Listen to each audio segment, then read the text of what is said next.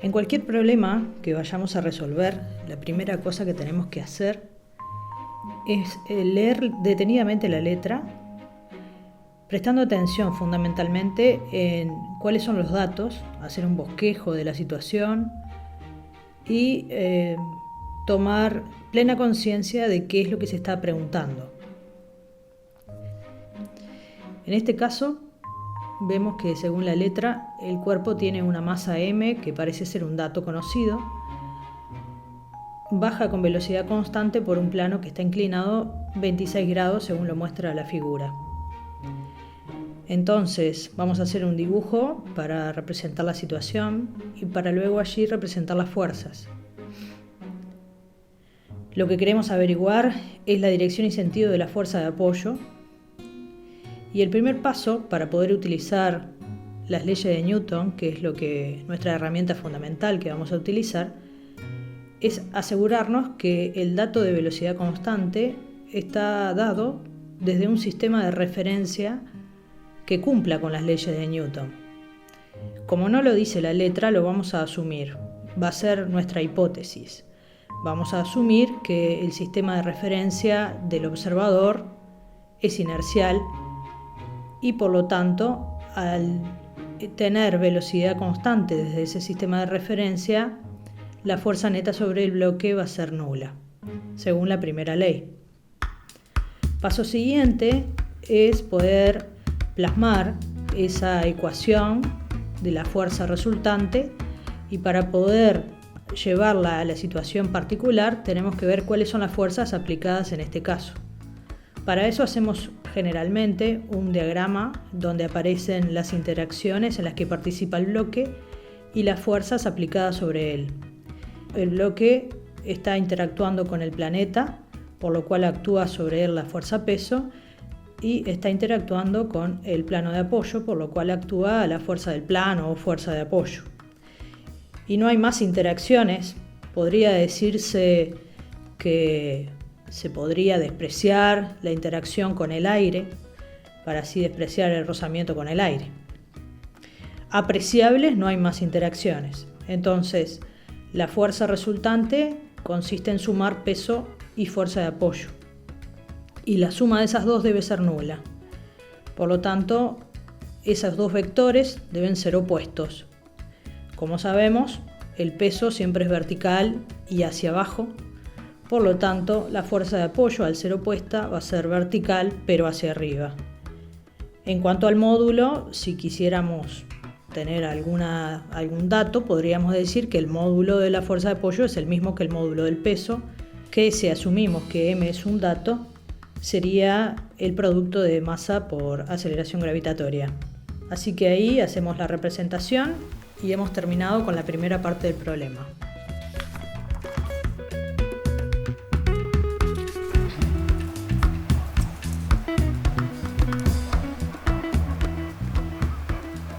La segunda parte del problema pide el coeficiente de rozamiento cinético. Por lo tanto, lo primero que tenemos que pensar o recordar es qué necesitamos para poder averiguar ese coeficiente. La única ecuación que conocemos en la que participa ese coeficiente es en la definición de fuerza de rozamiento cinética como coeficiente por normal. Así que pensemos en esa relación, y para poder despejarla de allí deberemos previamente averiguar justamente normal y fuerza de rozamiento.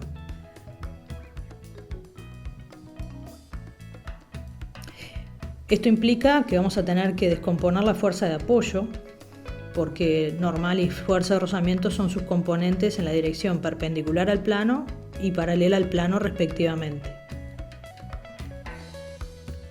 Si solo nos quedamos con las componentes de la fuerza de apoyo y el peso como está, vamos a tener que la suma de todas las fuerzas es una operación en el plano.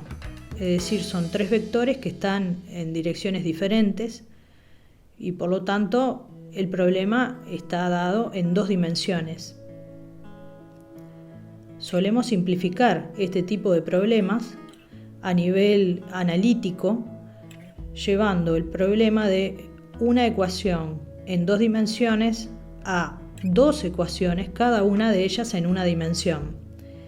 Es por eso que vamos a descomponer todas las fuerzas. En este caso solamente está el peso para descomponer, la que falta es el peso, pero vamos a descomponer todas las fuerzas en general. Siempre vamos a descomponer en dos direcciones. Esas dos direcciones van a ser siempre perpendiculares con el objetivo de que las componentes en cada dirección queden independientes de las componentes en la otra dirección. Esto, por un lado, nos va a simplificar el problema, pero por otro lado vamos a tener que recuperar posteriormente la información de haber descompuesto estas fuerzas. Eso lo veremos igualmente más adelante. Entonces, una de las direcciones que siempre tomaremos para descomponer es la dirección en la que está dada la condición de movimiento, que en este caso es la dirección del plano. Vamos a llamarle a esa dirección X y a la perpendicular Y. A las componentes del peso en cada dirección le vamos a poner el subíndice de cada dirección. Por eso llamamos P sub X y P sub Y a las componentes del peso en cada una de esas direcciones. De esta forma, la ecuación que tenemos en el plano se transforma en, por un lado, la ecuación vectorial fuerza de rozamiento cinético más Px igual nulo, y por otro lado, normal más Pi igual nulo. Hasta ahí siguen siendo dos ecuaciones vectoriales. Una vez que tenemos dos ecuaciones, cada una de ellas en una sola dimensión, la operación vectorial se puede simplificar, de forma que puede llevarse a una operación algebraica. Para esto tendremos que asignar en cada eje un sentido positivo. Si la fuerza está justamente en ese sentido, la pondremos con signo más, y si está en el sentido contrario, la pondremos con signo menos. De esta forma, la suma vectorial se podría transformar en una resta de valores o una suma de valores dependiendo de los sentidos de los vectores. En el ejercicio, como fuerza de rozamiento y Px son opuestas, queda una resta, y como normal y Pi son opuestas, también queda una resta. De esta forma llegamos a la conclusión de que tanto el módulo de la fuerza de rozamiento es igual a Px como que el módulo de la normal es igual a Pi. Aquí podríamos otra vez sustituir Px y Pi en el coeficiente de rozamiento, pero tendremos una vez más el problema de que tampoco sabemos ni Px ni Pi. Esto pasó precisamente porque, como lo adelantamos, al descomponer las fuerzas necesitamos luego retomar la información original. Es decir, tenemos que vincular cada una de esas fuerzas con la fuerza original, o sea, con el peso. Esas fuerzas con el peso están formando un triángulo rectángulo. Ese triángulo rectángulo tiene uno de los ángulos conocidos, que es el ángulo de 26 grados que forma PI, que es uno de los catetos, con P, que es la hipotenusa. Nos damos cuenta de que ese es el ángulo porque utilizamos un teorema conocido como el teorema de las perpendiculares correspondientes. En dicho teorema lo que se afirma es que si tenemos dos direcciones y a cada dirección le trazamos la perpendicular, el ángulo que forman las perpendiculares entre sí es el mismo ángulo que forman las direcciones originales.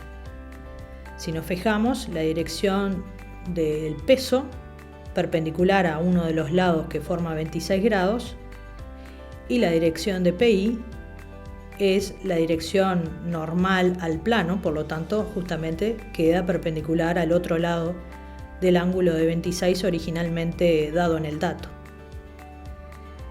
De esta forma, Pi es el cateto adyacente a 26, Px es el cateto opuesto a 26 y P es la hipotenusa de ese triángulo.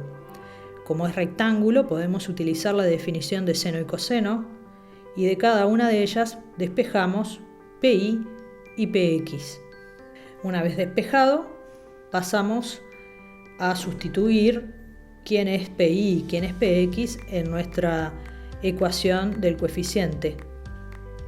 Como vemos, el peso queda tanto en el numerador como en el denominador, por lo cual se pueden cancelar, y llegamos a que el coeficiente queda el cociente entre seno de 26 y coseno de 26, que por definición es la tangente de 26. Interpretando este resultado podemos destacar que este no depende de la masa del cuerpo, lo que era de esperar. Por otro lado, muchas veces se confunde este resultado como que fuera un resultado súper general, de que siempre el coeficiente de rozamiento cinético se calcula como la tangente del ángulo, lo cual hay que tener conciencia de que no es así. Esto pasa en este caso porque las únicas fuerzas que actúan son peso y fuerza de apoyo, y estamos en la condición de que se mueve con velocidad constante. De otra forma, si cualquiera de esas situaciones cambiara, llegaríamos a otro resultado. Por último, les dejamos una síntesis de lo que es la resolución del problema, con los pasos fundamentales y con una fundamentación esquemática.